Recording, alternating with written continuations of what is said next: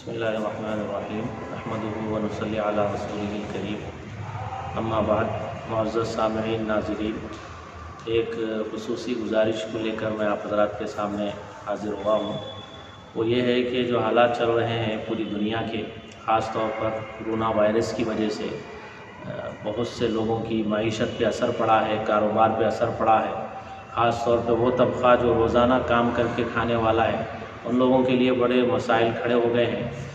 ایسے حالات میں امت کا درد رکھنے والے، انسانیت کا درد رکھنے والے اور تڑپ رکھنے والے بہت سے مالدار لوگ میدان میں آئے اور انہوں نے خوب غریبوں کی خدمت کی، راشن وغیرہ تقسیم کیا، بہت کیا۔ کرنا بھی چاہیے۔ ایسے لوگ جنہوں نے ایسے موقع پر غریبوں کی امداد کی، ان کا تعاون کیا، راشن وغیرہ تقسیم کیا، یہ قابل تعریف ہے، قابل مبارکباد ہے۔ ایسا ہونا بھی چاہیے، چونکہ مال جو ہے وہ اللہ تعالیٰ کا دیا ہوا ہے، ہمارا اپنا نہیں ہے۔ یہ قرآن کریم فلسفہ بیان کرتا ہے کہ جو کچھ بھی ہمارے پاس مال ہے وہ ہمارا اپنا نہیں ہے، اللہ کا دیا ہوا ہے۔ اللہ تعالیٰ نے مالداروں کو جو مال دیا، اللہ کا دیا ہوا ہے، اس میں سے خرچ کرنا ہے تو انہوں نے خرچ کیا۔ ایک حدیث میں نبی رحمت صلی اللہ علیہ وسلم نے ارشاد فرمایا کہ مخلوق جتنی ہے ساری کی ساری اللہ کا کنبہ ہے، اور اللہ کی مخلوق میں اللہ تعالیٰ کو سب سے زیادہ محبوب وہ ہے جو اللہ کی مخلوق کے ساتھ حسن سلوک کرنے والا ہے۔ اسی طرح ایک دوسری حدیث میں نبی رحمت صلی اللہ علیہ وسلم نے ارشاد فرمایا، اللہ تعالیٰ اس وقت تک بندے کی مدد میں رہتے ہیں جب تک کہ بندہ اپنے بھائی کی مدد کرتا رہتا ہے۔ تو انسانیت کا درد رکھنے والے بہت سے مالدار لوگ ایسے موقع پر میدان میں آئے، انہوں نے دل کھول کے غریبوں کا تعاون کیا، ان کی مدد کی۔ یہ قابل تعریف ان کا عمل ہے، قابل ستائش ان کا عمل ہے، اس پہ تعریف ہونی چاہیے، ان کو مبارکبادی دینی چاہیے۔ لیکن ایک اس کا دوسرا جو منفی پہلو سامنے آیا، دوسرا جو مسئلہ ہوا، اس کی وجہ سے اس وقت بھی بہت سے علماء اس طرف توجہ دلا رہے تھے کہ بھئی دیکھو، اگر ہم ایسا کریں گے تو مدارس اسلامیہ پر اس کا خاص اثر پڑے گا۔ اس کی وجہ سے ہوا یوں کہ بہت سے مدارس پر ایسا سخت، بہت سے مدارس کے اوپر حالات آئے ہوئے ہیں کہ بہت سے مدارس تو ایسے ہیں جنہوں نے چھٹی کر دی ہے کہ بھئی مال ہی نہیں ہے، پیسہ ہی نہیں ہے تو ہم تنخواہ نہیں دے سکتے، لہٰذا مدرسے ہی کو چھٹی۔ بہت سے مدارس ایسے ہیں جنہوں نے چھٹی کر دی، تنخواہ دینے سے صاف جو ہے انکار کر دیا کہ پیسے ہی نہیں ہے تو دیں گے کیا۔ اور بہت سے ایسے مدارس ہیں جنہوں نے یہ اعلان کیا کہ بھئی ہم آدھی تنخواہ دیں گے۔ تو یہ بڑا مسئلہ ہو گیا۔ مدارس کی جو اہمیت ہے، اس کی افادیت ہے، اس کو سمجھنے کی ضرورت ہے۔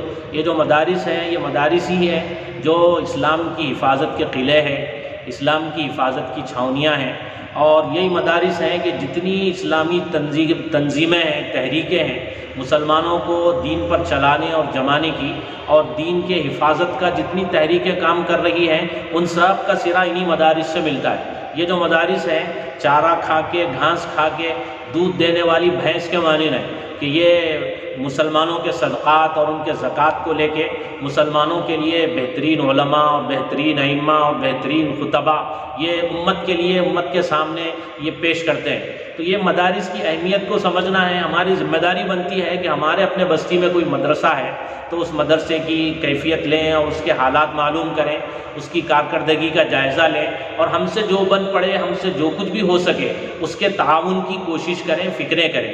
یہ زمانہ ایسا ہے کہ ہم اپنے فون میں ریچارج کرائیں گے، 500 روپے کا، 600 روپے کا کم سے کم ریچارج کرائیں گے، ہوٹل میں بیٹھیں گے، دوستوں کے ساتھ ہزاروں روپے کے پیسے ایسے اڑ جائیں گے اور ایسے خرچ ہو جائیں گے۔ تو یہ جو مہنگائی کا زمانہ ہے، ایسے زمانے میں جب ہم اپنے فون کے اوپر اتنے پیسے خرچ کر سکتے ہیں اور بھی دیگر ہمارے اپنے خرچے ہیں، تو اس میں سے تھوڑا بچا کے اگر ہم یہ کوشش کریں گے کہ تھوڑا ہی صحیح، جس کی اپنی جو بھی آمدنی ہو اس میں سے تھوڑا ہی صحیح اگر نکالیں گے تو خطرے سے دریا بڑھتا ہے۔ یہ کوشش اگر کریں گے، خطرہ مل کے دریا بنتا ہے۔ اگر ہماری اپنی تھوڑی آمدنی یہ مدارس کے تعاون میں لگے گی، مدارس پہ اگر خرچ ہوگا ہمارا اپنا پیسہ، محنت کی کمائی، تو یہ مدارس باقی رہیں گے، ان کا وجود رہے گا، ان کو استحکام ملے گا، یہ مستحکم ہوں گے، تو کل آئندہ ہماری اپنی نسلوں میں دین باقی رہے گا اور ایمان پہ وہ باقی رہیں گے۔ جتنی اسلامی تحریکیں، تنظیمیں ہیں، وہ ساری کی ساری انہی مدارس سے نکلی ہوئی ہیں۔ تو دین پر مسلمانوں کو جمانے کے لیے، دین پر مسلمانوں کو باقی رکھنے کے لیے، ان کے ملی تشخص کو برقرار رکھنے کے لیے یہ ضروری ہے کہ ہم مدارس کو مستحکم کریں، ان کو مضبوط کریں اور ان کا تعاون کریں۔ ہم سے جو بھی بن پڑے، جو بھی ہو سکے وہ اس کے لیے تعاون کی کوشش کریں. جتنا بھی ہم سے ہو سکے. کوئی یہ کہے کہ بھئی مالدار لوگ تعاون کریں گے، ہم کیا تعاون کر سکتے ہیں؟ تو آپ سے جتنا بھی ہو سکے، جو بھی آپ دے سکتے ہوں دیں. تھوڑے ہی صحیح آپ کے اپنے پیسوں میں، تھوڑے ہی صحیح آپ اپنی آمدنی میں یہ کوشش کریں گے کہ ہماری آمدنی مدرسے کو لگ جائے گی. تو نبی رحمت صلی اللہ علیہ وسلم کے وہ جو ارشادات ہیں، صدقہ بلاؤں کو ٹالتا ہے. تو اب یہ کیسی بلا آئی ہوئی ہے کرونا وائرس والی، سارے کے سارے لوگ بلا میں گرفتار ہیں. تو صدقہ بلا کو ٹالتا ہے، مصیبت کو، پریشانی کو ٹالتا ہے. تو ہم صدقہ کریں گے، اپنے صدقات کے پیسے مدرسے کو دیں گے، ہمارے اپنے اوپر سے بھی بلائیں ٹلیں گی. اسی طرح نبی رحمت صلی اللہ علیہ وسلم نے ارشاد فرمایا بیماروں کا علاج صدقے سے کرو. تو بیمار کس کے گھر میں نہیں ہے؟ آج سب کے گھر میں کوئی نہ کوئی بیمار ہے. تو اس بیماروں کا علاج کرنے کے لیے کچھ صدقہ ہم کریں، کچھ خیرات دیں، اور وہ رقم ہم مدرسے کو پہنچائیں، یہ کوشش کریں. اور نبی رحمت صلی اللہ علیہ وسلم نے ارشاد فرمایا کہ مال صدقہ کرنے سے کم نہیں ہوتا، اور صدقہ کرنے والے کے لیے روزانہ فرشتہ یہ دعا کرتا ہے کہ اللہ صدقہ کرنے والے، خرچ کرنے والے کے مال میں اضافہ کیجئے، اور جمع کر کے رکھنے والے کے مال کو آپ تلف کر دیجئے، ہلاک کر دیجئے. تو یہ دعا ملتی ہے. فرشتہ یہ بد دعا دیتا ہے، خرچ کرنے والے کو یہ دعا دیتا ہے. تو یہ بلاؤں میں سب گرفتار ہے، مصیبت میں سب گرفتار ہے.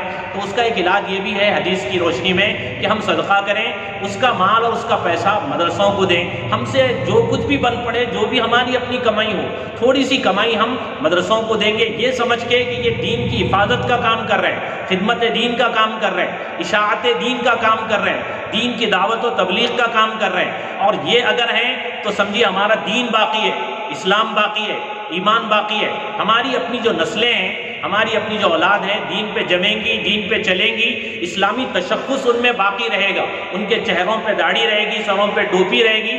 یہ مدارس اگر باقی رہے، خدا نہ خواستہ اگر یہ مدارس کمزور پڑ گئے، ہم نے ان کا جیسے تعاون کرنا چاہیے تھا نہیں کیا، تو پھر سمجھیے ہماری نسلوں کا کیا حال ہوگا. ہم خود اس کا اندازہ لگائیں. اور کل قیامت کے دن ہماری باس پرس بھی ہوگی، اس سلسلے میں اللہ تعالیٰ کے سامنے جواب دہی بھی کرنی پڑے گی. اس لیے یہ کوشش ہونی چاہیے کہ ہم مدارس کو مستحکم کریں، مضبوط کریں. ہم سے جو کچھ بھی بن پڑے، ہماری اپنی بستی کا مدرسہ ہے، ہماری اپنی ذمہ داری بنتی ہے، ہم اس کا تعاون کریں.